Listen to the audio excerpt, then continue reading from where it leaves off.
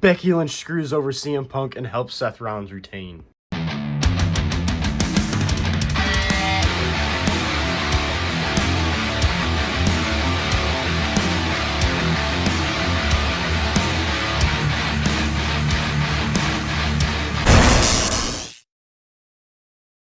What's up, JW here. This is the setup review of WWE Clash in Paris. This show was an absolute banger match, banger after banger after banger for matches. This show, in my opinion, is probably one of the best shows of the year for WWE, one of the best ones in a while.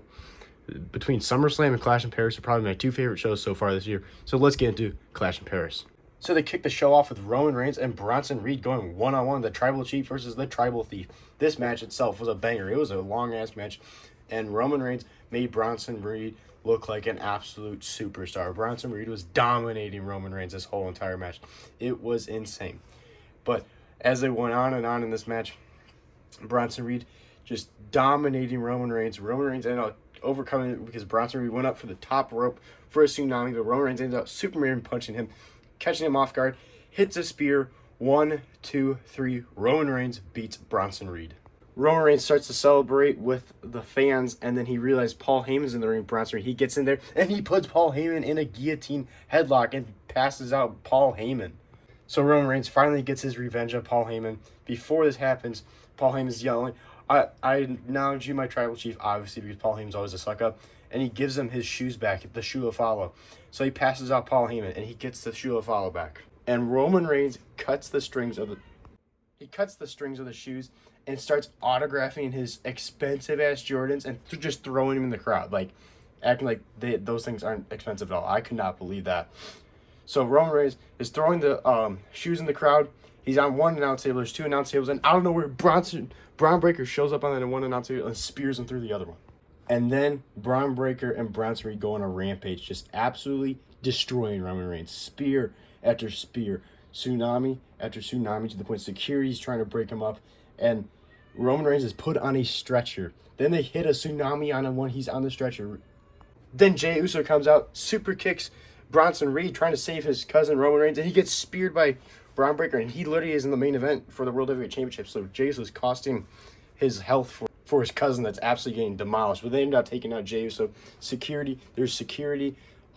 Everybody you can think of. There's like 20 people in the ring breaking up Braun Breaker and Bronson Reed from taking out Roman Reigns. Roman Reigns was speared in tsunami a million times, and he was finally stretchered off. And then backstage, Jey Uso had his ribs taped up. What an insane way to start off the show. This was like, but the match itself was like 20-something minutes long, and then the beatdown was like 10 minutes long. It was just, they absolutely destroyed Roman Reigns.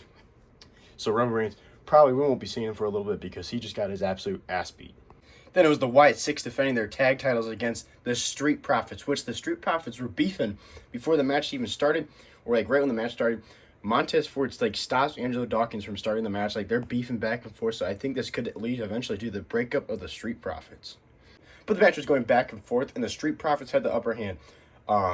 Eric Rowan tried getting involved. I have Eric Rowan there because I don't have a Joe Gacy figure yet. It's supposed to be coming very soon from Ringside Collectibles, the new Elite Series. Cannot wait for that. But Eric Rowan tries getting involved. And then Montez Ford jumps over the post and takes out him and Joe Gacy. Then he goes around the ring and gets caught by Uncle Howdy. And Uncle Howdy hits his sister Abigail on Montez Ford, and Angelo Dawkins was clotheslined over the barricade by Eric Rowan before Eric Rowan was taken out. And then Uncle Howdy throws Montez Ford in the ring, and Joe Gacy and Dexter Lumis hit their finishing move on him, and they retain the tag titles. The Wyatt Six stand tall over the Street Profits. Then it was Becky Lynch versus Nikki Bella for the Women's Intercontinental Championship. All the matches for the whole show were great. This match wasn't terrible. I just did not like the ending. It sucks that Nikki Bella didn't win. She lost. Becky Lynch retained. Overall, the match was kind of slow, but it's also Nikki Bella's first in-ring match on a one-on-one match that went over like 15, 20 minutes in a long time. But it was just a really weird ending. Nikki Bella gets launched in the ropes, and then Becky Lynch does like this like side jump over and grabs her arm, locks over, and then like rolls her up 1, 2, 3. So I felt that was like really random, but whatever. Becky Lynch retains. I have no idea where this is going now, so I don't know. Maybe Nikki Bella looked really pissed in the ring, so maybe it turns like Nikki Bella turns heel or something, and this doesn't end the storyline. I don't know, but Becky Lynch retains the Intercontinental Championship. And then talking about a banger after banger after banger, Sheamus versus Rusev in the Irish Extreme Rules match was, if not the best match, the second best match of the show. It was so good. These two beat the shit out of each other. They just freaking tore the house down. They had stuff all over the place. They had this Irish bar thing with all sorts of stuff. They had Sheamus's staff thing.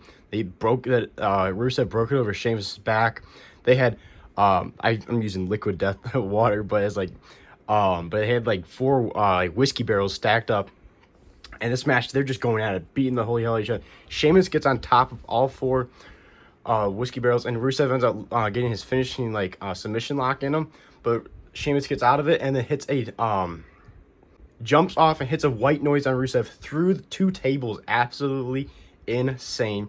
They get back in the ring and they keep on brawling. Sheamus hits a broad kick, but Rusev kicks out. Then Rusev grabs Sheamus's staff thing and puts it in his mouth and hits his finishing move, the submission lock. And Sheamus finally taps out, and Rusev picks up the victory over Sheamus out of this 3-way match. It was tied up 1-1. Sheamus loses. He taps out finally. I think Michael Cole said it was his second time in his career ever tapping out, and Rusev stands tall. But talk about a banger. And then another banger. John Cena and Logan Paul tore the house down. Logan Paul getting major heat coming out, and then John Cena came out, and oh my God, the over 30,000 fans there were losing their mind for John Cena. John Cena has an awesome entrance, and then they tear the absolute house down. John Cena pulling out moves I have not seen him use in so long. The only other match I've seen him use in this retirement tour, some of them, he was using all sorts of crazy high flying type moves, like the the red noise or whatever it's called.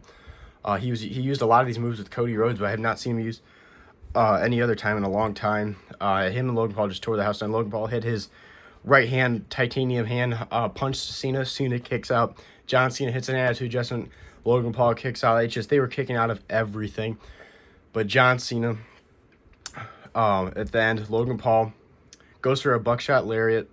John Cena picks him up, attitude adjustment. 1, 2, kick out by Logan Paul. Logan Paul gets up, and John Cena grabs him and hits 2 attitude hits an attitude adjustment, and then and Logan Paul goes for he hits him with the titanium hand, and then John Cena pretty much no sells the titanium, full blown Super Cena, picks him back up for another attitude adjustment. 1, 2, 3. John Cena beats Logan Paul. What a hell of a match. This was a 30-minute match. They tore the house down, absolutely insane. John Cena celebrating at the crowd, and then goes down to the ringside, and hugs the kid from Germany. Again, he was front row, and the kid was not on his phone this time, so he made up for himself. John Cena stands tall, and they had a moment with his wife, which was very nice to see. But overall, an absolute banger of a match by John Cena and Logan Paul. And if you're hating on Logan Paul at this point, you're just a hater, because this man is amazing in the wrestling ring. Then it was main event time. It was LA Knight, CM Punk, Jey Uso, and Seth Rollins putting on a banger of a fatal 4-way match. They tore the house down all around the arena. They were fighting, and the fans, all sorts of stuff. CM Punk was put through a table by LA Knight. Jey Uso just was fighting for himself, fighting for his family. He was super kicking everybody's CM Punk, LA Knight, Seth Rollins, just tearing the house down. But Seth Rollins, it was on his own. Braun Breaker and Bronson Reed were kicked out of the arena. Paul Heyman was sent to the hospital. So Seth Rollins had nobody. He was interviewed before the match started. He goes, I'm always two steps ahead. I don't need anybody. I got this. And LA Knight ended up going for a elbow drop on CM Punk on the announce table, but CM Punk moves, so LA Knight just out cold.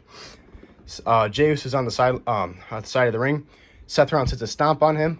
He stomps LA Knight and grabs a steel chair, and he takes it in the ring and goes to stomp CM Punk.